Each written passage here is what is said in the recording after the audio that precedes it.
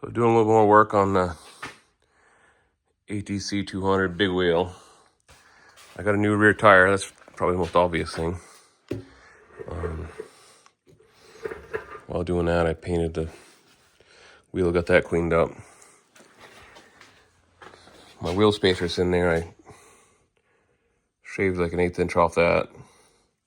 Push the wheel just a little bit further this way. Clears the chain just a little better.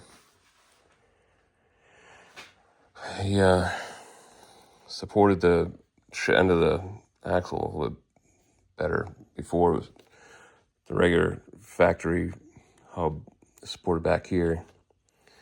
And when I pulled it out to do the work on it, I realized that the axle had a light kink in it right here. So I straightened that shaft as best as I could and put another bearing in at the end. So as I took this apart, I realized that the axle shaft had gotten bent a little bit.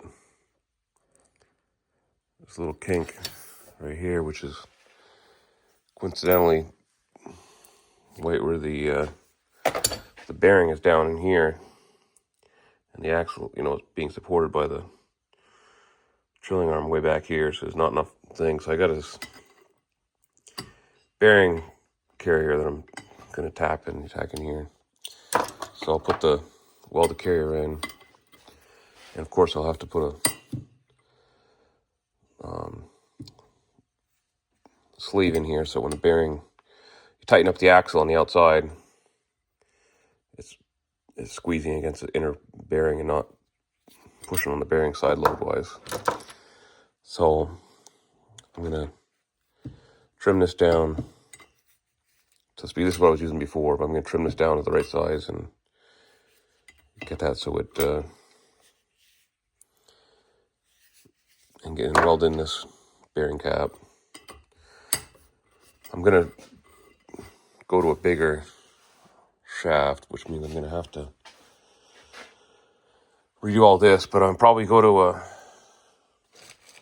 disc brake. So I got this hub flange. I'll cut this out to a bigger size and I'll order some bearings, try to do like a 1-inch shaft or something. And then I'll have to, of course, redo my drive sprocket too, but it's not too bad. So I'm going to get going and welding this in.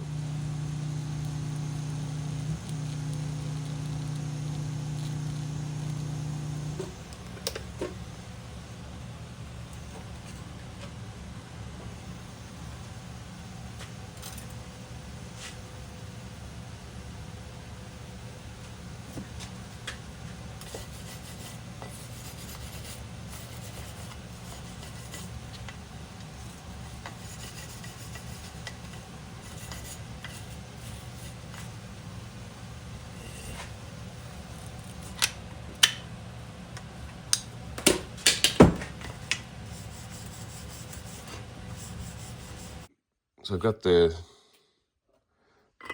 cap on here, the bearings. I got this machine down so it fits down inside the bushing. But it's a pain to get these things to line up. So I made this little foam sleeve.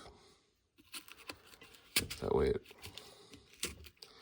holds it in place centered in this thing. So now I'll tap this in and I'll hold this up. So that's going to help out a little bit, but I do plan on upgrading to a larger, this is a 15 millimeter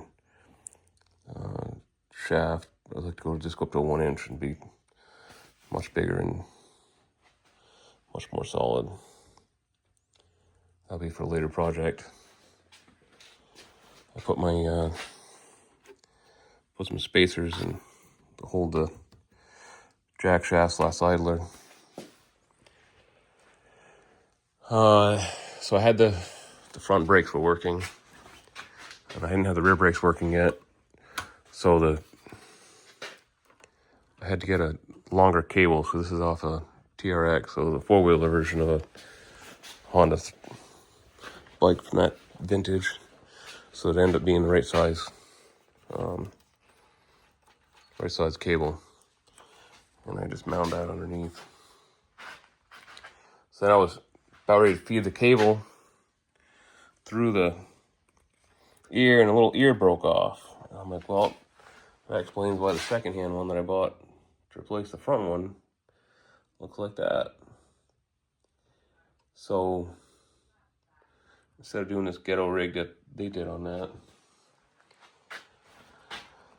I made a 1/4-inch plate that has the same size hole in the bottom, and then that with a 1/4-inch hole that comes into this flange here. And then the bottom is, because it goes through the same U, the other half of the fact aluminum still, it doesn't slide around at all, so it holds it. Probably way more stronger than it ever was even originally. So now I have rear brake. That's good. I've got the seat, which you see in one of my other videos. Got that made up. It came out decent. And that just goes into the factory rubbers. I have some holes so I can pin it if I want to. And I've been working on the wiring. I've got the this wiring goes up to the front handlebar controls. So I'm getting rid of the switch that I had on the side, the Honda or the Predator style switch, and I'm putting the Honda ATC key switch up front. So I have a main relay to turn the bike off and on, all electronics, and the stator is plugged in on the battery side, so if I turn the relay off, then the bike should die. Still got some wiring to do on that. I've got to fix my linkage that I bent because I've got my frame tube here, which was in the way. So I ordered new pieces so I can determine the exact length that it's supposed to be and get that made up just right. So yeah, I've just got to finish up on the wiring and put that together. I did notice when I was riding it that the forks are bent. Well, not necessarily the forks themselves, but the triple tree. So this one is back, so the handlebars are way back. So I ordered a new one to replace this one. So I'll change that out to a straight one. And that should hopefully get the front end straight, but I did ride it there, so it goes decent enough.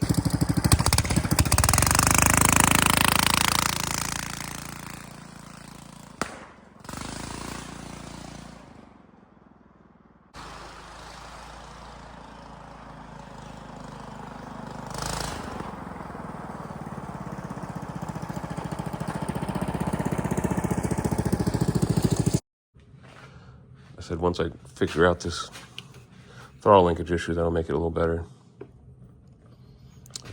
Well, I've got a battery heater set up, a little thermostat that'll warm the battery up when it's below freezing out if I ever want to ride out in the snow. So since I'm using a lithium battery, I need to be able to have it charged in the cold. So I got some of these little 12-volt heating pads, and I cut some little koozies, and I sandwiched these heating pads in with between the frame of the box and the battery, so that'll help keep them heated up. So I'll join these wires all together, and so it'll be a heated enclosure. I got 3 of these pads, one on this side, one on the bottom, one on this side. Like I said, I got those koozies to help insulate it. So then I've got this temperature relay. So I got a temperature probe in the front corner here by it, and you fit power and ground to it, and then you can adjust your temperatures and whether you want it to come on when it's cold or when it's hot. And so you're saying ground, DC 12, ground over here, DC positive, and it jumpers over to this side of the relay. And then the ground wires go piggybacked into here. So that's the relay to temperature sensor. So yeah, I'm just waiting on some wiring parts and that Honda little dashboard thing, whatever you want to call it. And then I can take it out and ride it again. So probably, I gotta get, so this is the tire obviously for the rear. I'd like to get a new one for the front. This one at least holds air. You know it's dry rotted. At least holds air, because I have kind of thought that maybe I'd like to go to the ATC200X version with the other style forks.